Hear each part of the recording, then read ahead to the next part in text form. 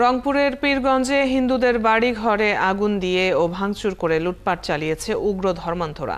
আগুন ও লুটপাটে সর্বস্বহারা মাঝিপাড়া গ্রামের বাসিন্দাদের বেশিরভাগই এখনো মন্দিরেই আছেন। রোববার রাতে ফেসবুকে ধর্ম অবমাননার অভিযোগে মাঝিপাড়া এবং আশেপাশের ৩ গ্রামের ২০টি বাড়িতে আগুন ধরিয়ে দেয় দুর্বৃত্তরা। ভাঙচুর ও লুটপাট হয় ৩৫টি বাড়িতে। শাহবাজিদ আহমেদের প্রতিবেদন। এখনো সর্বস্ব হারানোর কান্না থামেনি পীরগঞ্জের মাঝিপাড়া গ্রামের বাসিন্দাদের।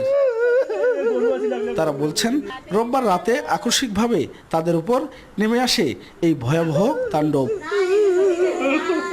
এর আগে ফেসবুকে ধর্ম অবমাননা সংক্রান্ত কোনো একটি প্রচারের জেরে সেখানে জড়ো হয় হাজার হাজার মানুষ। খবর পেয়ে ছুটে আসেন প্রশাসনের লোকজন। কিছুক্ষণ আলোচনা চলে দুপক্ষের। এরই মধ্যে খবর আসে আশেপাশের কয়েকটি পাড়ায় শুরু হয় আগুনের তাণ্ডব। চলে ভাঙচুর আর লুটপাট। প্রাণ বাঁচাতে ৬৫ পরিবারের সবাই আশ্রয় নেন গ্রামের রাধা গোবিন্দ মন্দিরে।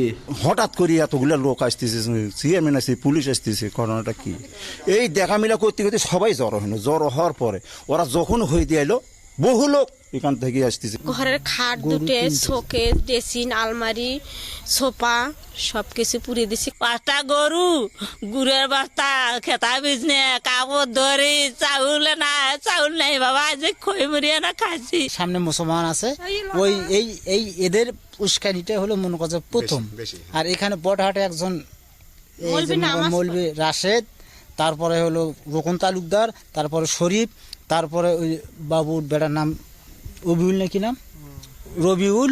রাতে ঘটনাস্থল ঘুরে প্রশাসনের কর্মকর্তারা জানান, কিছু বুঝে ওঠার আগেই তাণ্ডব চালায় দুর্বৃত্তরা।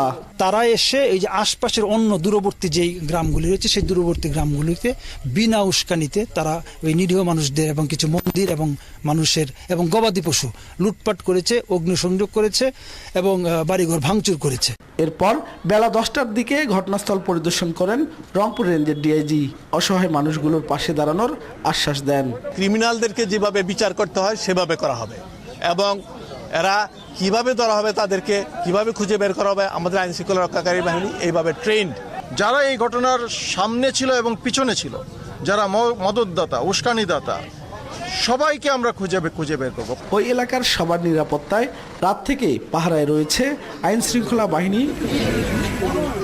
শাহবাজিদ আহমেদ, ৭১, পীরগঞ্জ, রংপুর।